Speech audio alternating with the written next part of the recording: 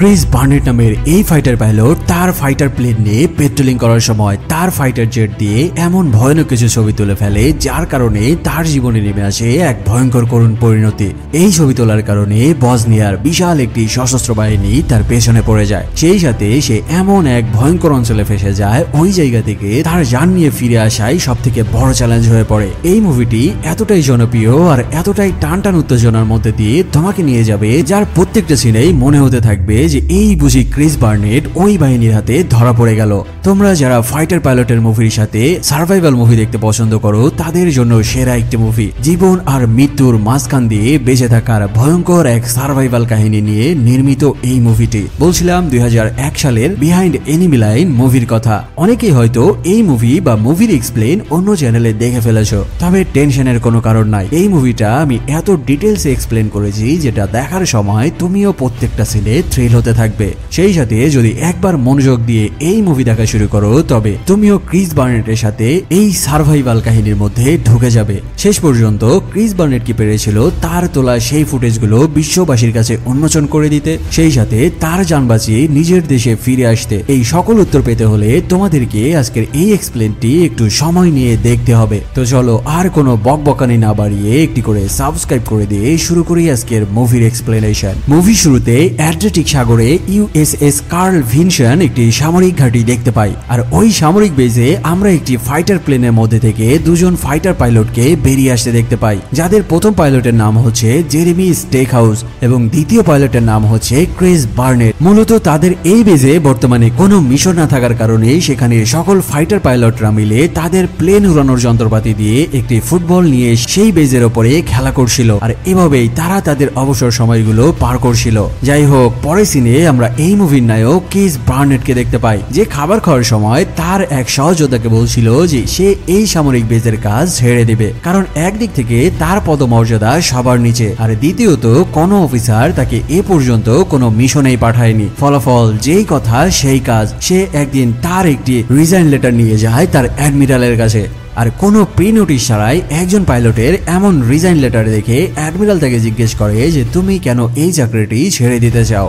তখন বার্নেট জানায়, স্যার আমি এই চাকরিতে জয়েন করেছি গত 2 বছর হলো, কিন্তু এখনো পর্যন্ত আমি শুধু ফাইটার জেট ধোয়া মোছার কাজ করি। এখনো পর্যন্ত আমাকে কোনো মিশনে পাঠানো হয়নি, তাই আমার মনে হয় যে এই চাকরি করার থেকে আমার না করাই ভালো, কারণ আমি একজন পাইলট। বার্নেটের এই কথাবার্তা শুনে অ্যাডমিরাল বুঝতে পারে যে আসলেই তো একজন পাইলট বিমান দেখলে কিভাবে নিজেকে কন্ট্রোল করে রাখতে পারে, তাই তিনিও বুঝতে পারে যে বার্নেটের আসল দুঃখটা কোথায়। তাই তিনি বার্নেটকে বলতে থাকে যে ঠিক আছে, তোমার আর রিজাইন দিতে হবে না, আমি তোমাকে পারমিশন দিলাম, কালকে তুমি সামরিক বেস থেকে তোমার পছন্দ মতো একটি বিমান নিয়ে উড়াল দিবে, আর ওই প্লেনটি টেস্ট করে দেখবে যে পরবর্তী মিশনে যাওয়ার জন্য সেই প্লেনটি কতটুকু ফিট রয়েছে। সেই সাথে তুমি ওই প্লেনের সকল রিপোর্ট নিয়ে এসে আমাকে জমা দিবে। 2 বছর পর অ্যাডমিরালের মুখ থেকে এমন অর্ডার পাওয়ার সাথে সাথেই বার্নেট তার সব থেকে কাছের বন্ধু স্টেক হাউসকে সাথে করে নিয়ে সামরিক বেজে থাকা একটি FA-18 super Hornet fighter jet দিয়ে তারা ওই প্লেনের মধ্যে উঠে বসে, আর সকল রকম প্রস্তুতি শেষ করে এবার ফাইনালি বার্নেট ও স্টেক হাউস ফাইটার জেট নিয়ে তাদের সামরিক বেস থেকে আকাশের পথে উড়াল দেয়। এখানে তাদের পারমিশন ছিল শুধুমাত্র ওই প্লেনটি আকাশে উড়িয়ে ওই প্লেন কতটুকু ফিট রয়েছে তার একটি রিপোর্ট বানিয়ে অ্যাডমিরালের কাছে জমা দেওয়া। সেই সাথে তাদের দুজনকে এই প্লেনের রেঞ্জ এবং তাদের সীমানাও বেঁধে দেওয়া হয়েছিল। তাদেরকে খুব কড়াভাবে বলা হয়েছিল তারা যেন এই বেজের সীমানা অতিক্রম করে বসনিয়ার সার্কভুক্ত দেশগুলোর মধ্যে ঢুকে না পড়ে, কারণ বর্তমানে বসনিয়ার সার্কভুক্ত দেশের সাথে তাদের শান্তি চুক্তি চলছে। তাই ওই এলাকার মধ্যে তাদের ফাইটার জেট নিয়ে ঢুকে পড়া হবে সেই শান্তি চুক্তির সরাসরি লঙ্ঘন, আর এই শান্তি চুক্তি লঙ্ঘনের কারণে ওই বসনিয়ার সার্কভুক্ত দেশগুলো তাদের এই বেজের উপরে আক্রমণ করতে পারে। কিন্তু কে শোনে কার কথা? বার্নেট ও স্টেক হাউস তাদের ফাইটার জেট নিয়ে উড়াল দেওয়ার সাথে সাথেই কিছুক্ষণের মধ্যেই তাদের সেই বেজের সীমানা অতিক্রম করে তারা সার্কভুক্ত দেশের এরিয়ার মধ্যে ঢুকে পড়ে। সেই সাথে সেখানে বার্নেট দেখতে পায় যে নিচে বেশ কয়েকটি বাহিনী খুব খারাপ ভাবে মানুষদের উপরে গণহত্যা চালাচ্ছে, আর এই কাহিনী দেখার পরে সে তার ফাইটার জেটে থাকা ক্যামেরা অন করে ওই গণহত্যাগুলোর ছবি তুলতে থাকে। এভাবে তারা ছবি তুলতে তুলতে হঠাৎ একটি সার্ব বাহিনীর ওপর দিয়ে সাই করে উড়ে চলে যায়। একটি ফাইটার জেট তাদের উপর দিয়ে উড়ে যাওয়ার কারণে তারাও বুঝতে পারে যে সেখানে ভিনদেশি কোনো ফাইটার জেট চলে এসেছে, আর তাদের এই অপকর্ম এবং গণহত্যার ফুটেজ নিয়ে ফেলেছে। যখন তাদের মাথার উপর দিয়ে সেই ফাইটার জেট উড়ে যেতে দেখে এবার তারা হন্তদন্ত হয়ে এসে তাদের জেনারেলের কাছে বলতে থাকে যে স্যার, একটি ভিনদেশী ফাইটার জেট আমাদের সীমানার উপর দিয়ে উড়ে গেছে, আর তাদের সন্দেহ যে তারা হয়তো ওই ফাইটার জেট দিয়ে তাদের গণহত্যার ছবি তুলেছে। এই কথা শোনার সাথে সাথেই অ্যাডমিরালের চোখে দেখা যায় এক চিন্তার ছাপ। এখন তোমরা হয়তো ভাবছো যে আসলে এই গণহত্যার আসল কাহিনী কি। আসলে এই বসনিয়ার সার্ক বাহিনী তাদের দেশে বসবাসরত মুসলিমদের উপরে গণহত্যা চালাচ্ছিল। সেখানে তারা নারী শিশু সহ মোট 8,000 মুসলিমকে নির্বিচারে গণহত্যা করেছিল। আর এই কারণেই তারা আমেরিকা এবং ন্যাটোর সাথে একটি শান্তি চুক্তি করেছিল, কারণ এই বসনিয়ার সার্ক বাহিনী চায় না যে তাদের এই মুসলিম গণহত্যার খবর আমেরিকা বা ন্যাটোর সৈনিকরা জেনে যাওয়ার কারণে পুরো বিশ্ববাসীর কাছে তাদের এই নৃশংস হত্যাযজ্ঞর খবর ছড়িয়ে পড়ুক। মানে এই বসনিয়ার সার্ক বাহিনীকে তোমরা বর্তমানে ইসরায়েলের সাথে তুলনা করতে পারো। যাই হোক, শান্তি চুক্তি লঙ্ঘন করে তাদের আকাশ সীমানার উপর দিয়ে অন্য দেশের ফাইটার জেট ঢুকে যাওয়ার কারণে অ্যাডমিরাল বুঝতে পারে যে তাদের এই গণহত্যার ফুটেজ তুলতে ওই ফাইটার জেট তাদের সীমানায় ঢুকে পড়েছে। গেম খেলা কেবল মজাই নয়, পেয়ে যাও বিশাল আয়ের সুযোগ। মোস্ট প্লে দিচ্ছে দারুণ অফার ও অফুরন্ত সম্ভাবনা। এটি বাংলাদেশ ও ভারতের সব থেকে মজার এবং বিশ্বস্ত গেমিং প্ল্যাটফর্ম। রেজিস্ট্রেশন করলে পাচ্ছ 500 টাকা ফ্রি বোনাস, বন্ধুদের রেফার করলে আনলিমিটেড 1200 টাকা বোনাস, জন্মদিন স্পেশাল গিফট 2000 টাকা পর্যন্ত, দৈনিক পিজি স্লটে 10% ক্যাশব্যাক বোনাস, দৈনিক 200% স্পোর্টস রিলোড বোনাস, এছাড়াও দৈনিক 650% স্লট বুস্ট 13,000 টাকা পর্যন্ত। এছাড়াও এখানে রয়েছে দ্রুত ও নিরাপদ লেনদেন ব্যবস্থা। জেতা টাকাগুলো বাংলাদেশের যে কোনো সহজ মাধ্যমে তুলেও নেওয়া যায়। তো আর দেরি কেন, পিন কমেন্ট থেকে রেজিস্ট্রেশন করে ফেলো এবং উপার্জনের যাত্রা শুরু করো। এটি একটি বিজ্ঞাপন ছিল মাত্র, এখানে আর্থিক ক্ষতির সম্ভাবনা রয়েছে, তাই এই সকল সাইটে ইনভেস্ট করার আগে জেনে বুঝে বা নিজ দায়িত্বে ইনভেস্ট করার অনুরোধ রইল। ফলাফল, অ্যাডমিরাল তার সব থেকে বিশ্বস্ত একজন লোককে কল করে বসে, আর এই লোকের নাম হলো শাসা। এই শাসা নামের লোকটাকে দেখতে যতই সাদাসিধে মনে হোক না কেন, ভেতরে ভেতরে সে খুবই নৃশংস আর ভয়ঙ্কর একজন মানুষ। সে যে কতটা ভয়ঙ্কর হতে পারে তার কাহিনীগুলো তোমরা একটু পরেই দেখতে পারবে। তাকে ফোন করে অ্যাডমিরাল বলতে থাকে যে তাদের এরিয়ার মধ্যে একটি বিদেশি ফাইটার জেট ঢুকে পড়েছে, আর তারা হয়তো এই গণহত্যার ছবিও তুলে ফেলেছে। তাই যে কোনো মূল্যে ওই ফাইটার জেট তাদের সীমানা অতিক্রম করার আগেই মিসাইল মেরে ওই ফাইটার জেটকে ডাউন করে দেওয়ার অর্ডার করে দেয়। ফলে অ্যাডমিরালের এই অর্ডার পাওয়ার সাথে সাথেই শাসা তার সাঙ্গপাঙ্গদের নিয়ে একটি মিসাইল লঞ্চার রেডি করতে থাকে। ঠিক ওই সময়ে শাসা দেখতে পায় যে ওই ফাইটার জেট তাদের উপর দিয়ে সাই করে উড়ে যায়। ফলাফল, আর দেরি না করে শাসা তার ওই মিসাইল লঞ্চার রেডি করে সেখানে একটি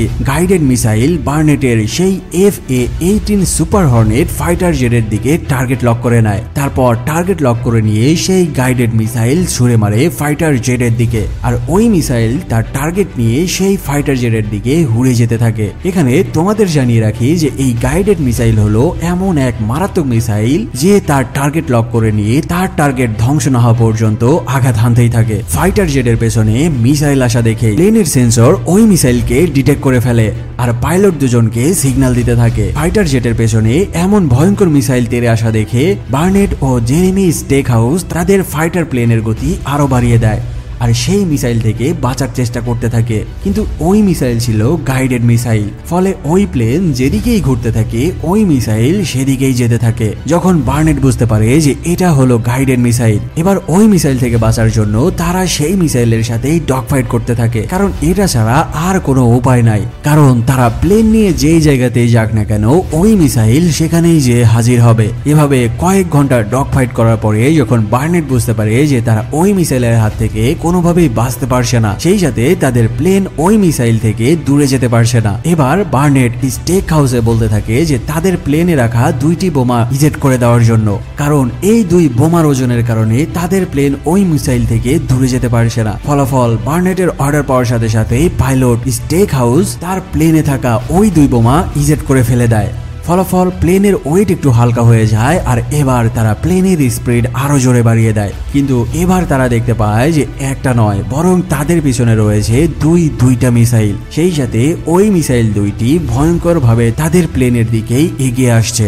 এই কাহিনী দেখার পরে বার্নেট তাদের প্লেনকে একদম উপরের দিকে তুলে নিতে থাকে, আর তারা প্ল্যান করতে থাকে যে কোনোভাবে তারা ওই 2 মিসাইলকে 2 দিক থেকে নিয়ে এসে ওই মিসাইলের মধ্যে দিয়ে বেরিয়ে যাবে, আর 2 মিসাইলকে সামনাসামনি সামনাসামনি সংঘর্ষ করিয়ে এই যাত্রা থেকে বেঁচে যাবে। কিন্তু তাদের এই সিদ্ধান্তটাই ছিল সবথেকে বড় একটি ভুল সিদ্ধান্ত, কারণ এটা ছিল একটি গাইডেড মিসাইল, আর এই মিসাইল তার টার্গেটকে কোনোভাবে মিস করে না। ফলাফল তারা যখন দুইটি মিসাইলকে দুই দিক থেকে আসতে দেখে, এবার তারা ওই দুই মিসাইলের মধ্যে দিয়ে বেরিয়ে যাওয়ার চেষ্টা করে। তবে অনেক চেষ্টার পরে তারা ওই মিসাইলের মধ্যে দিয়ে বেরিয়ে গেলেও একটি মিসাইল এসে আঘাত হানে তাদের প্লেনের পেছনের পাখায়, আর এই কারণেই তাদের প্লেনের স্ট্যাবিলিটি কমে যায়, সেই সাথে তাদের প্লেন নিয়ন্ত্রণের বাইরে চলে যেতে থাকে।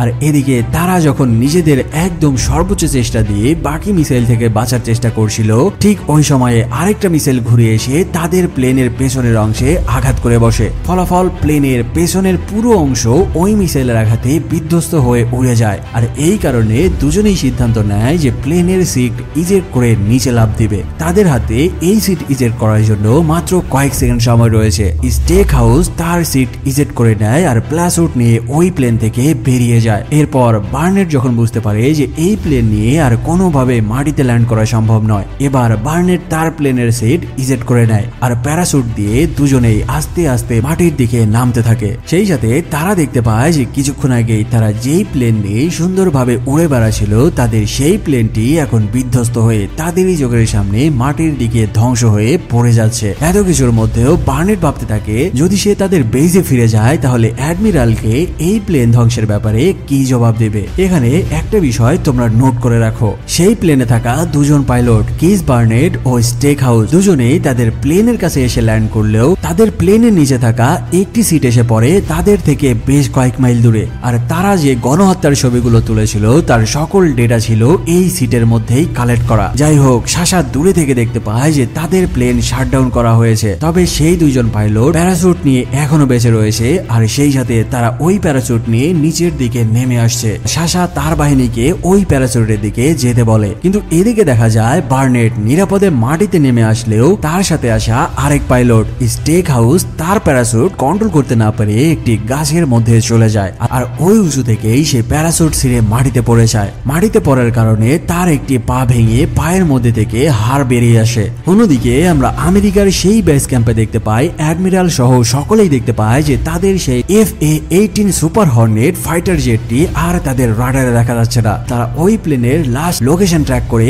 এবার তারা জানতে পারে যে ওই প্লেন নিয়ে উঠতে উঠতে তাদের সীমানা লঙ্ঘন করে ওই ফাইটার পাইলট দুজন বসনিয়ার উপকূলে ঢুকে পড়েছিল, আর সেখান থেকেই তাদের এই প্লেনের লোকেশন একদম গায়েব হয়ে গেছে। যাই হোক, অ্যাডমিরাল তাদেরকে নির্দেশ দেয় যে ওই প্লেনের লাস্ট লোকেশন ট্র্যাক করার চেষ্টা করতে। এদিকে আমরা বার্নেটকে দেখতে পাই যে মাটিতে নামার পরে তার সাথে আসা আরেক পাইলট স্টেক হাউসকে খুঁজতে থাকে। এভাবে কিছুক্ষণ খোঁজার পরেই সে দেখতে পায় যে ওই পাইলট স্টেক হাউস মাটিতে আধা শোয়া অবস্থায় পড়ে রয়েছে। তাকে দেখার পরে বার্নেট দ্রুত তার কাছে চলে আসে, আর সে এসে দেখতে পায় যে স্টেক হাউস প্যারাশুট ছিঁড়ে পড়ে যাওয়ার কারণে তার পায়ের হাড্ডি ভেঙে ফেলেছে, আর তার পা এমন ভাবে ভেঙেছে যে ওই জায়গা থেকে সে একটি ধাপও হেঁটে যেতে পারবে না। স্টেক হাউস বলতে থাকে যে তার প্রচুর পিপাসা পেয়েছে। এসব কথা শুনে বার্নেট তাকে বলতে থাকে যে তুমি এখানে অপেক্ষা করো, আমি দূরের জঙ্গলের মধ্যে থেকে তোমার জন্য পানি নিয়ে আসছি। এই কথা বলে বার্নেট স্টেক হাউসের জন্য পানি নিয়ে আসার জন্য জঙ্গলের দিকে ঢুকে পড়ে। ঠিক ওই সময়ে স্টেক হাউস দেখতে পায় যে তার দিকে সার্ক বাহিনীর একটি বিশাল বহর এগিয়ে আসছে, আর এই বাহিনী দেখার সাথে সাথে স্টেক হাউস বুঝতে পারে যে এরা হলো বসনিয়ার সার্ক বাহিনী। তবে তার অবস্থা এতটাই খারাপ ছিল যে ওই জায়গা থেকে উঠে পালানোর মতো কোনো অবস্থাই ছিল না। ফলাফল সে তার জানের মায়া ত্যাগ করে দিয়ে ওই জায়গাতেই শুয়ে থাকে। এই সার্ক বাহিনীর আর্মির বহর এসে একে একে স্টেক হাউসকে ঘিরে নিতে থাকে। এরপর সেখানে ওই আর্মিদের একজন মেজর এসে নামে। ওই আর্মি বাহিনীর মেজর স্টেক হাউসকে লাথি মারতে মারতে বলতে থাকে যে বল তুই কোন দেশ থেকে এসেছিস। স্টেক হাউস তার আইডি কার্ড দেখিয়ে ওই মেজরকে বলতে থাকে যে তারা আমেরিকার একটি সামরিক বেস থেকে এসেছে, তবে তারা এসেছিল তাদের প্লেন টেস্ট করার জন্য। তখন ওই মেজর তাকে জিজ্ঞেস করতে থাকে যে তোরা এই প্লেন দিয়ে আমাদের কোন কোন ফুটেজ নিয়েছিস, তার সকল ফুটেজগুলো আমাদেরকে দিয়ে দে। কিন্তু স্টেক হাউস এখানে জানায় যে তারা কোনো ফুটেজই তুলেনি, বরং তারা এসেছিল তাদের এই ফাইটার জেটটি টেস্টিং করানোর জন্য। আর তারা যে কখন ঘুরতে ঘুরতে এই সার্ক বাহিনীর এরিয়া ঢুকে পড়েছে সেটা তারা বুঝতে পারেনি। যাই হোক, যখন ওই আর্মি মেজর বুঝতে পারে যে এই ফাইটার পাইলট তাকে কোনোই তথ্য দিবে না, এবার সে তার ভাঙা পায়ের হাড্ডির মধ্যে পা তুলে দেয়, আর ওই জায়গায় চেপে ধরে তাকে জিজ্ঞেস করতে থাকে বল তোর সাথে আর কজন পাইলট রয়েছে। এখানে স্টেক হাউস মারাত্মক বুদ্ধি করে জানায় যে তার সাথে আর কেউই নাই, বরং সে একা একাই এই ফাইটার জেট নিয়ে এসেছিল। ফলাফল ওই আর্মি মেজর তাকে আর কিছু না বলেই সবাইকে বলতে থাকে তোমরা সকলেই এখান থেকে চলে আসো, কারণ যেহেতু সে একাই এসেছে আর এমন আঘাতপ্রাপ্ত হয়েছে যার কারণে সে নিজে উঠে কয়েক হাজার মাইল দূরে তার নিজের দেশ আমেরিকাতে ফিরে যেতে পারবে না। সে ক্ষুধা তৃষ্ণায় এখানেই আস্তে আস্তে মারা যাবে।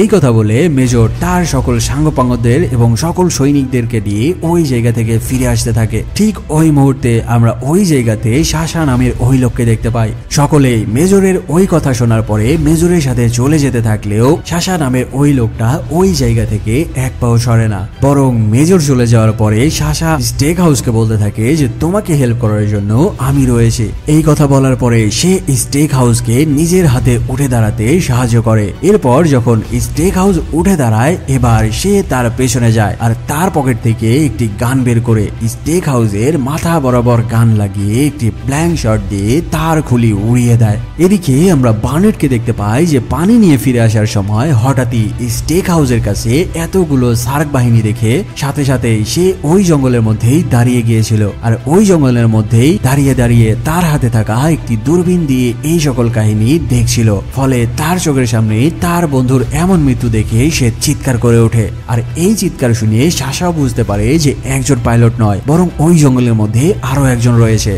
সাশা তার সেনাবাহিনীদেরকে অর্ডার করে ওই জঙ্গলের দিকে ফায়ার করতে। ফলাফল অর্ডার পাওয়ার সাথে সাথেই সকল সেনাবাহিনী তাদের ট্যাঙ্ক ও মর্টার শেল লোড করে ভারী ভারী গান দিয়ে ফায়ার করতে থাকে বার্নেটের দিকে আর নিজের যান বাঁচাতে ওই জায়গা থেকে এই গুলি ঝড়ের মধ্যে দিয়ে উল্টা দৌড় শুরু করে বার্নেট। আর অবশেষে সে ওই বাহিনীর এমন মোহমোহ গুলির ঝড়ের মধ্যে থেকে বার্নেট ওই জায়গা থেকে ফিরে আসতে সক্ষম হয়। তারপর একটি সেফ জায়গায় পাহাড়ের চূড়ার উপরে উঠে তার হাতে থাকা স্যাটেলাইট মোবাইলের মাধ্যমে তার অ্যাডমিরালের সাথে যোগাযোগ করে। সেই সাথে তাদের দুজনের সাথে ঘটা এই সকল ঘটনায় সে আমেরিকার বেজে জানিয়ে দেয়। যখন আমেরিকার অ্যাডমিরাল জানতে পারে যে তারা একটি মুসলিম গণহত্যার ছবি উঠিয়েছে আর এই কারণেই তাদের একজন পাইলট ওই সার্ব বাহিনীর হাতে মারা পড়েছে, এবার তাকে বলতে থাকে যদি তুমি ওই ফুটেজগুলো কালেক্ট করতে না পারো তবে কোনো দরকার নাই, তুমি যেই জায়গায় রয়েছো ওই জায়গা থেকে একটি সেফ জায়গায় আসো যেখান থেকে আমাদের অন্য ফাইটার পাইলটের টিম তোমাকে রেস্কিউ করে নেবে।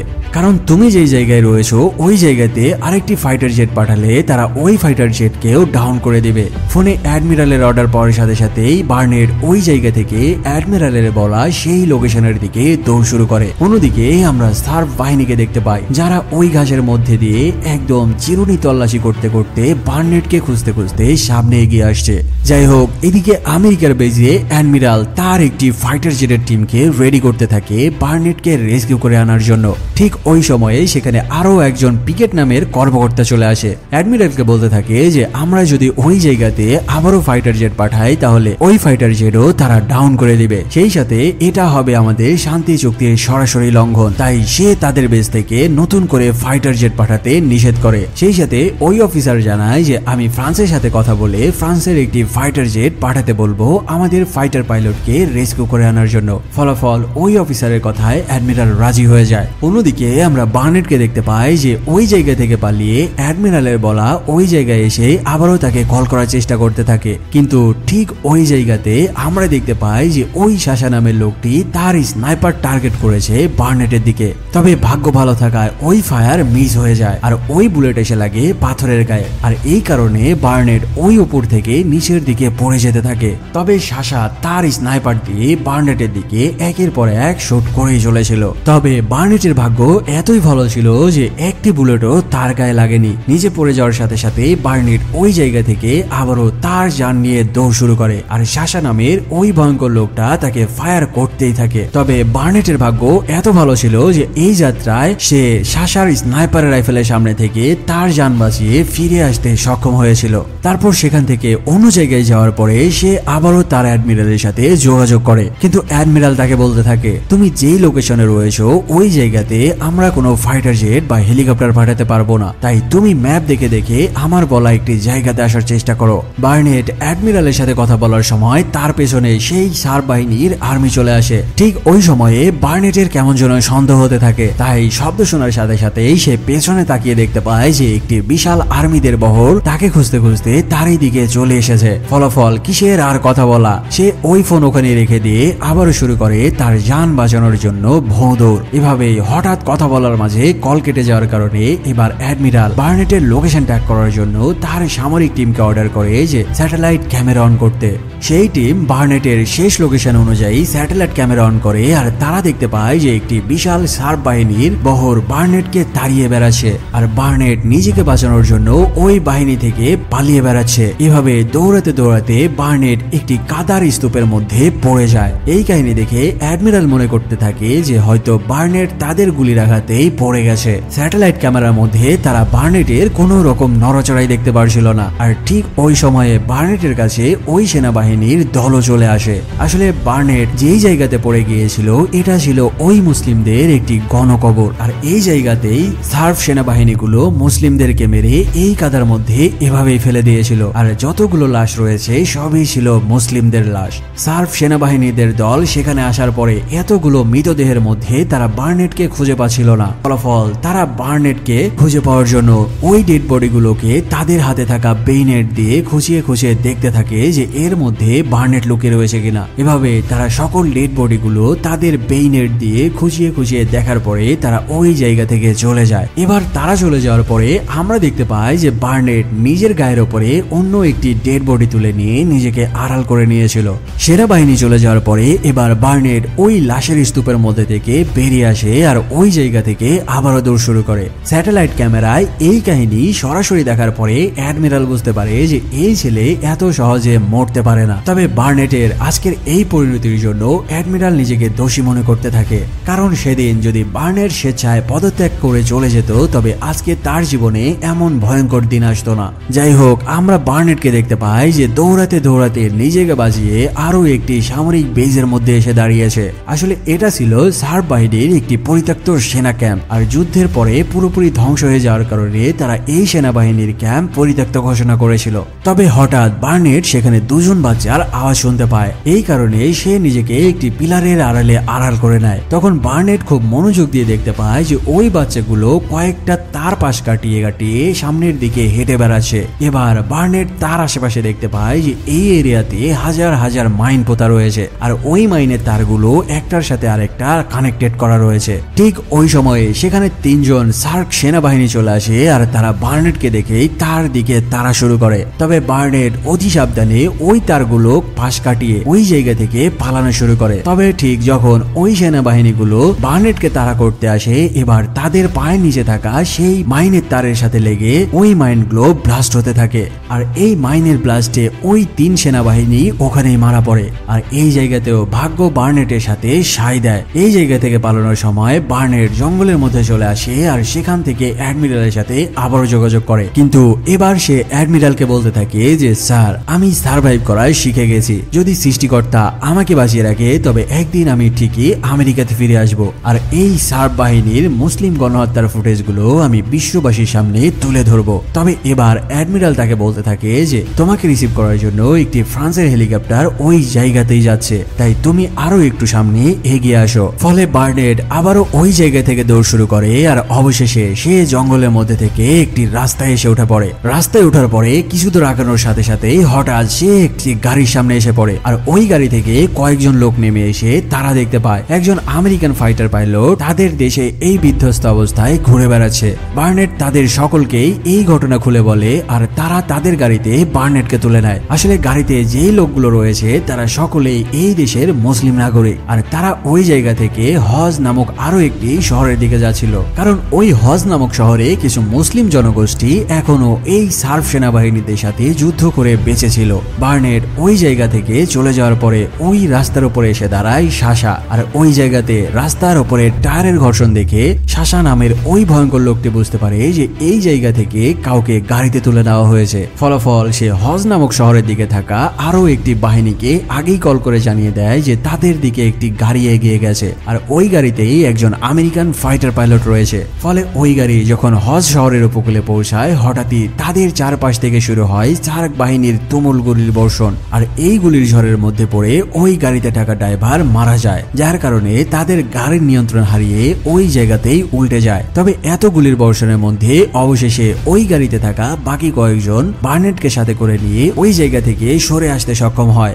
আর ফাইনালি তারা তাদের আস্তানায় এসে পৌঁছায়। এখানে তাদের একজন লিডার বার্নেটকে দেখেই রেগে যায়, কারণ ওই লোকটি বলতে থাকে যে আমেরিকা খুব ভালো করেই জানে যে বসনিয়ার সেনারা মুসলিমদের ওপরে গণহত্যা চালাচ্ছে, আর আমেরিকা এটা জানার পরও তাদের সাথে শান্তি চুক্তি করে এই গণহত্যাকে মেনে নিয়েছে। বাকি সদস্যরা তাদের সেই লিডারকে বোঝাতে সক্ষম হয় যে বার্নেটের এখানে কোনোই দোষ নাই। এবার পরিবেশ একটু শান্ত হলে বার্নেট ওই লিডারকে বলতে থাকে যে তার ফাইটার জেট দিয়ে সে এই গণহত্যার ফুটেজ তুলেছিল। যদি সে কোনো রকমে আমেরিকায় পৌঁছাতে পারে তবে বিশ্ববাসীর কাছে এই গণহত্যার ভিডিওগুলো সে প্রকাশ করবে। ঠিক ওই সময়ে সেখানে সার্ক বাহিনীর বহু সংখ্যক সেনাবাহিনী চলে আসে, আর তারা ট্যাঙ্ক মর্টার শেল দিয়ে ওই বিল্ডিং এর উপরে হামলা শুরু করে। ফলে এক হামলায় তাদের পুরো বিল্ডিং উড়ে যায়। এবার ওই সেনাবাহিনীগুলো একের পর এক রাইফেল লোড করে নিয়ে সেই বিল্ডিং এর মধ্যে ঢোকা শুরু করে। তবে ওই মুসলিম বাহিনী তাদের সাথে পাল্টা আক্রমণ শুরু করলে সেখানে বেঁধে যায় ভয়ঙ্কর লঙ্কাকাণ্ড। এই ভয়ঙ্কর গোলাগুলির মধ্যে দিয়ে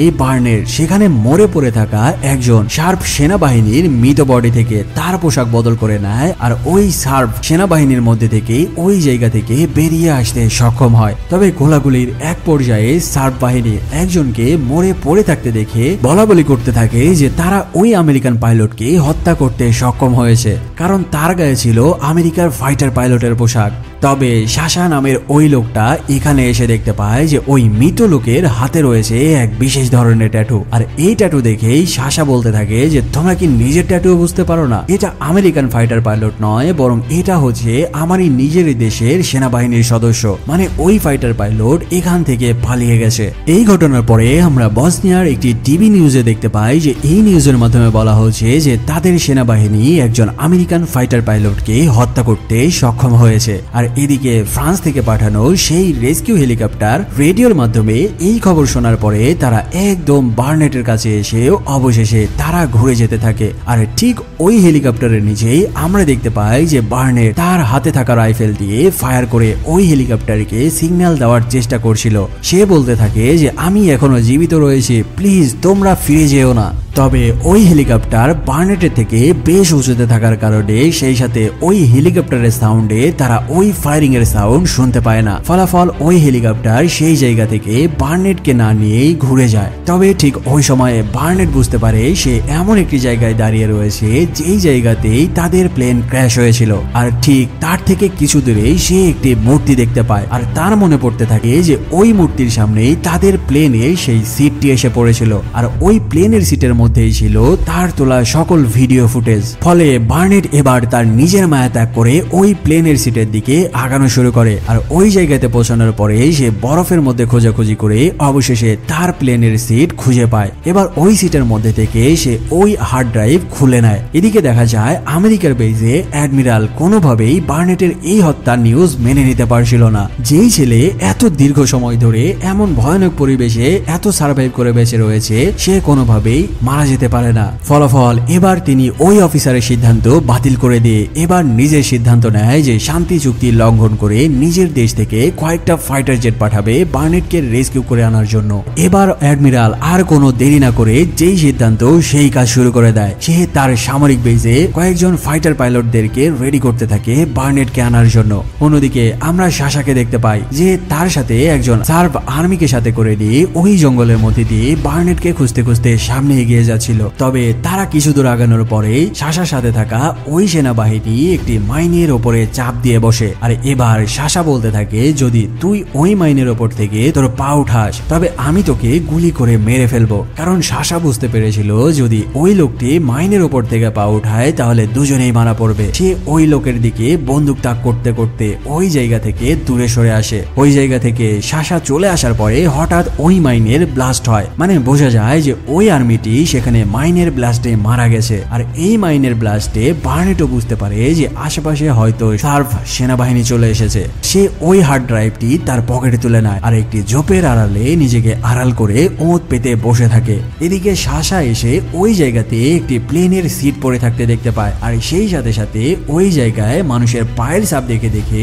তার স্নাইপার তাক করে আশেপাশে বার্নেটকে খুঁজতে থাকে। ঠিক ওই সময়ে ঝোপের আড়াল থেকে বার্নেট বেরিয়ে আসে আর তার কাছে থাকা একটি গান বের করে সাশার বুক বরাবর শুট করে দেয়। তবে সাশাকে হত্যা করতে এসে সাশার স্নাইপার রাইফেল থেকে ছোড়া একটি বুলেট এসে লাগে বার্নেটের হাতের মধ্যে। তবে যাই হোক, বার্নেটের সেই বুলেট একদম সাশার কলিজার মধ্যে ঢুকে যায়, আর এই কারণে সাশা আস্তে আস্তে মাটিতে লুটিয়ে পড়ে আর সেখানেই মারা যায়। ঠিক ওই সময়ে জঙ্গলের ঝোপঝাড় ভেঙে বার্নেটের দিকে এগিয়ে আসতে থাকে সার্ব বাহিনীর বিশাল সেনাবাহিনীর বহর। সেখানে তারা ট্যাঙ্ক, মর্টার শেল দিয়ে এগিয়ে আসতে থাকে, যেখানে দেখা যায় হাজার হাজার সেনাবাহিনী এসে ঘিরে নিয়েছে বার্নেটকে। আর এই কাহিনী দেখে এবার বার্নেট বুঝতে পারে যে হয়তোবা তার আর আমেরিকায় ফিরে যাওয়া হবে না, কারণ সেখানে এত পরিমাণ সেনাবাহিনী এসে তাকে ঘিরে নিয়েছে যে এই জায়গা থেকে আর ফিরে যাওয়া কোনোভাবেই সম্ভব নয়। সেই সেনাবাহিনীগুলো তাদের ট্যাঙ্ক, মর্টার শেল এবং ভারী রাইফেল দিয়ে যখন বার্নেটের দিকে হামলা করতেই যাবে, ঠিক ওই সময়ে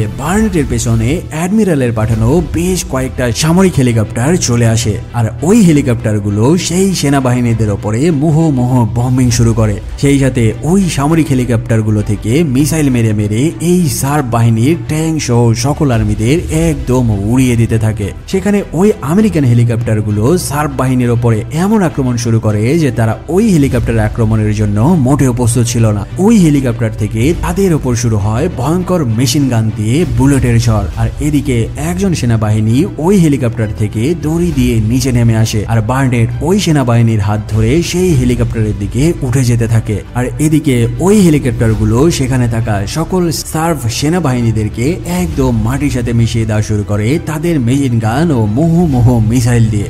আর অবশেষে তারাও বার্নেটকে রেস্কিউ করে হেলিকপ্টারে তুলতে সক্ষম হয়। হেলিকপ্টারে ওঠার পরে বার্নেট দেখতে পায় যে পাইলটের পাশে বসে রয়েছে তাদের অ্যাডমিরাল, ফলে সে অ্যাডমিরালকে ধন্যবাদ দেয় তার যান বাঁচানোর জন্য। তারপর তার পকেট থেকে ওই গণহত্যার ফুটেজগুলো অ্যাডমিরালের হাতে সে দিয়ে দেয়। আর মুভির একদম লাস্টে পুরোপুরি বিধ্বস্ত অবস্থায় বার্নেটকে তারা রেস্কিউ করে নিজের দেশে আমেরিকায় ফিরিয়ে আনতে সক্ষম হয়। সেই সাথে বার্নেটের তোলা এই মুসলিম গণহত্যার ফুটেজগুলো সারা বিশ্ববাসীর কাছে ছড়িয়ে দেওয়া হয়, আর এভাবে সার্ব বাহিনীর এই মুসলিম নির্মম গণহত্যার বিষয়টি পুরো বিশ্ব ঝেড়ে যায়। আর অবশেষে এমন এক ভয়ঙ্কর মিশন কমপ্লিট করার কারণে রাতারাতি বার্নেটকে পদোন্নতি দেওয়া হয়, আর সবাই তাকে সম্মানও জানায়। আর এখানে এই মুভিটির সমাপ্ত হয়। তো বলো কেমন লেগেছে আজকের মুভির এক্সপ্লেনেশন?